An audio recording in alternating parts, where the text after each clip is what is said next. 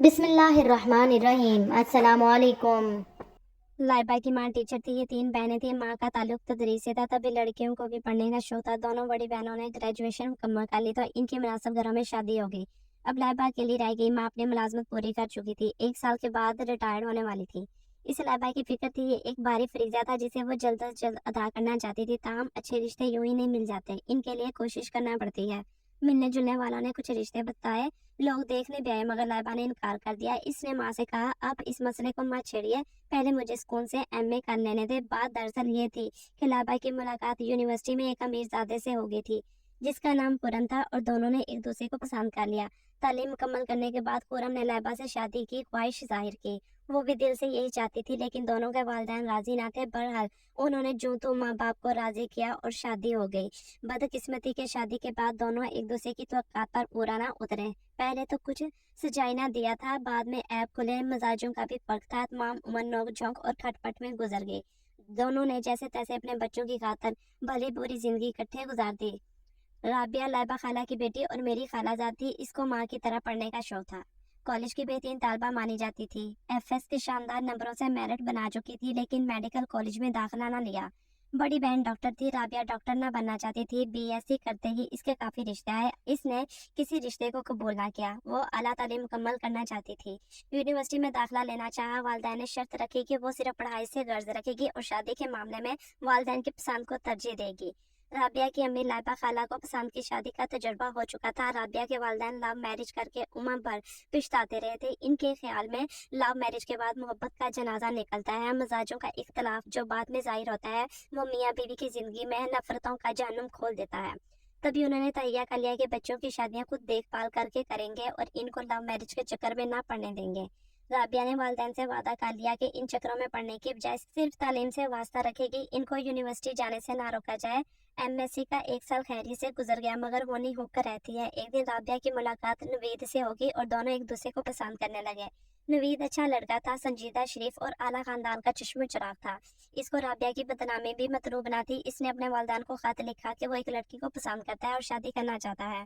ماں باپ نے جواب دیا، تعلیم مکمل کر لو، پھر لڑکی اور اس کا خاندان بھی دیکھ لیں گے، اچھے لوگ ہوئے تو تمہاری خواہش کا ضرور احترام کریں گے۔ لیکن رابعہ کے والدین تو لو میرج کا زخم کھا چکے تھے، وہ نہیں مانے۔ انہوں نے لڑکی کو دیکھنا تو کیا، اس کا نام تک سننا گوارا نہ کیا، بلکہ بیٹی سے کہا، تم اس وعدے کی پابند رہو جو تم نے ہم سے کیا تھا کہ شادی اپنی نہیں ہماری پسند سے کرو گی۔ رزلٹ آ گیا، خوش قسمتی سے نوید کو فوراً ہی اچھی نوکری مل گئی، کیونکہ اس کے ساتھ خاندانی اثر و رسوخ تھا۔ وہ سمجھ رہا تھا کہ اچھی ملازمت ملنے کے بعد رابعہ ضرور اپنے والدین کو راضی کر لے گی، مگر وہ ایسا نہ کر سکی۔ ماں کو جب اس نے نوید کی ملازمت کے بارے میں بتایا تو وہ بولی، پسند کے یہ جذبات وقتی ہوتے ہیں، اتنی جلد انسان کو پرکھ نہیں سکتا، کیونکہ آنکھوں پر جذبات کی پٹی بندھی ہوتی ہے۔ کل جب تم کو اچھا شوہر، اچھا گھر ملے گا تو تم نوید کو بھول جاؤ گی۔ بہتر ہے کہ آج ہی بلا دو، تمہارے والد بھی نہیں مانیں گے، بلکہ نوید کے گھر والے اگر رشتہ لینے آئے تو ڈر ہے کہ بے رخی سے بات کر کے ان کے دل کو ٹھیس پہنچائیں گے، اس لیے تم نوید کا خیال ذہن سے نکال دو۔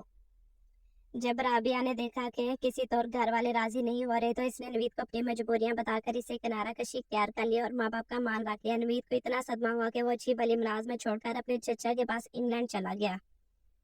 6 ماہ بعد رابعہ کی شادی فہد سے ہو گئی۔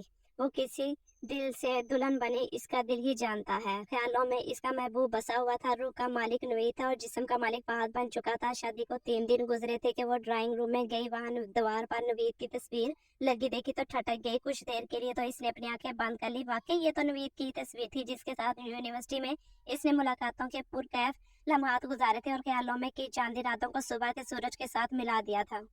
بے شمار سپنے دیکھے تھے اور جینے اور مرنے کی قسمیں کھائی تھی، پھر جانے وہ کہاں غائب ہو گیا۔ ابھی تو وہ کسی کے نام سے منسوب بھی نہیں ہوئی تھی کہ وہ مایوس ہو کر کسی اور ملک میں گم ہو گیا تھا۔ اس کے بیرون ملک چلے جانے کے صرف 6 ماہ بعد وہ اس کے بڑے بھائی کی دلہن بن کر اس کے گھر آ گئی۔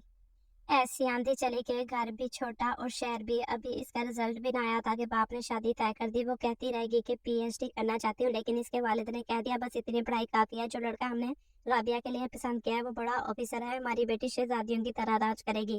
اور وہ نہ چاہتے ہوئے بھی راج کرنے آ گئی تھی۔ اس کے پاس نوید کی جتنی بھی تصویریں تھیں وہ سب اس نے جلا دی تھی، لیکن اس تصویر کا وہ کیا کرے جو ڈرائنگ میں لگی تھی۔ اختیار تو اپنی چیزوں پر ہوتا ہے، پرائی پر نہیں۔ नवीद ने एक बार फिर इसे कहा था, तुम मुझसे जुदा भी होगी तो भी मैं तुम्हारे साथ रहूंगा। वो अपनी जिद का पक्का था। राबिया इससे जुदा भी हो गई, लेकिन वो अब तक ना सिर्फ इसके साथ था बल्कि घर में भी था। इसने पलकें उठाई और एक मर्तबा फिर नवीद की तस्वीर को देखने लगी और आलम फरामोशी में तस्वीर उठाकर अपने दूल्हा से पूछा, ये किसकी तस्वीर है? ये मेरा छोटा भाई नवीद है। किसी लड़की को चाहता था। लड़की के वालिदैन ने रिश्ता देने से इनकार कर दिया और लड़की ने भी वालिदैन का साथ देते हुए इससे मुंह मोड़ लिया, तो वो दिल बर्दाश्त होकर मुझसे बाहर चला गया। मेरी तुम्हारी शादी में भी इस वजह से शिरकत ना कर सका। मैंने फोन पर कहा भी कि मेरी शादी तो अटेंड कर लो, मगर वो नहीं आया। अब आएगा तो कान खींचूंगा। वो शोर की बातें ऐसे सुनती है जैसे कोई ख्वाब में किसी की बातें सुनता हो। अपने ही घर में दीवार पर दिन रात लगी नवीद की तस्वीर देख देखकर एक बार फिर इसकी याद ने राबिया के दिल को दबोच लिया। वो सोच भी ना सकती थी कि जिस घर ब्याह कर जाएगी वो नवीद का होगा। अब इस घर में नवीद की भाभी बनकर रहना कितना दुश्वार था। राबिया हर वक्त परेशान रहने लगी। सोचती किसी रोज नवीद वापस आ गया तो क्या होगा, मेरा क्या बनेगा? कभी ना कभी इसने तो आना ही था, और अगर बात को शक हो गया तो वो अपने शोर की नजरों में भी गिर जाएगी। वो इन्हीं ख्यालों में घिरी रहने लगी। एक रोज वो ड्राइंग रूम में सजावट की चीजों से गर्द झाड़ रही थी कि नवीद की तस्वीर के पास आई और इसे गौर से देखने लगी। वो अपने मखसूस अंदाज में मुस्कुरा रहा था। इसको याद है कि एक बार नवीद को राबिया की तकरीर इतनी पसंद आई थी कि इसने अपना जीता हुआ मेडल गर्दन से उतारकर राबिया के गले में डाल दिया था। राबिया को चुप सी लग गई। एक दिन फहद ने नवीद को खत लिखा। इसने लिफाफे में अपनी और राबिया की तस्वीर भी रख दी। राबिया ने लिफाफे से वो तस्वीर निकाल ली। फहद ने पूछा, तूने तस्वीर क्यों निकाली? वो बोली, जब देवर साहब घर आएंगे तो देख लेंगे। मुझे गुस्सा आता है, आप हर वक्त इसकी बातें क्यों करते रहते हैं? इसमें गुस्सा करने की क्या बात है? वो मेरा छोटा भाई है, मुझे प्यारा है। ये तुम क्यों मेरे भाई के नाम से इस कदर वहशत खाती हो? इसकी सास माँ जैसी थी। इसकी अपनी कोई बेटी ना थी। वो राबिया को ही अपनी बेटी समझती थी। एक दिन राबिया अपने कमरे में थी कि किसी ने दर पर दस्तक दी और एक लिफाफा अंदर फेंक दिया। वो कमरे से बाहर निकली तो सीन में लिफाफा पड़ा हुआ था। ये खत लंदन से आया था।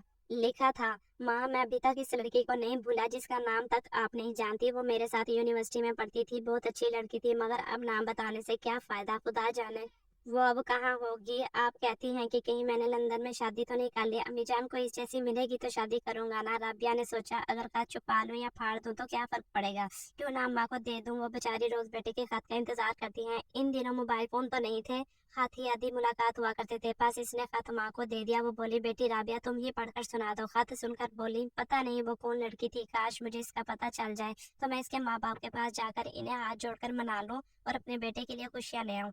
राबिया खड़ी सोच रही थी कि अगर इनको पता चल जाए कि वो बदनसीब मैं हूँ तो शायद ये मेरी शक्ल भी देखना गवारा ना करें। इतने में फहद आ गया। पूछा, राबिया तुम क्यों ऐसे खड़ी हो? क्या हुआ? शोर की बात पर वो और परेशान होगी जैसे वाकई इसकी चोरी पकड़ी गई हो। नवीद का ख्याल अब तो इसकी जिंदगी के लिए सुहाने रूह बन गया था। खौफ एक तलवार की तरह हर वक्त इसके सर पर लटकी रहती थी। कुछ दिन बाद नवीद का दूसरा खत आ गया। लिखा था, माँ, इस लड़की ने तो बेवफाई की, अब इसकी शादी हो गई है। अब आपको किसी के दर पर लड़की के माँ बाप को मनाने नहीं जाना पड़ेगा। इसके बाद नवीद का कोई खत ना आया। एक दिन फहद ने सोचा कि बहुत दिन हो गए हैं, नवीद ने ना तो इसे दफ्तर में फोन किया और ना खत लिखा है, क्यों ना घर पर फोन लगवा लो। माँ ने कहा, फोन लगवा कर क्या करोगे? तुम खुद लंदन क्यों नहीं चले जाते? देखो तो जाकर के वो किस हाल में है, फोन वापस आकर लगवा लेना। फहद ने माँ के कहने पे लंदन जाने की ठानी। तब खानीवाल एक छोटी सी जगह थी, इस्लामाबाद अभी आबाद ना हुआ था और लंदन जाने के लिए कराची से फ्लाइट लेना पड़ती थी।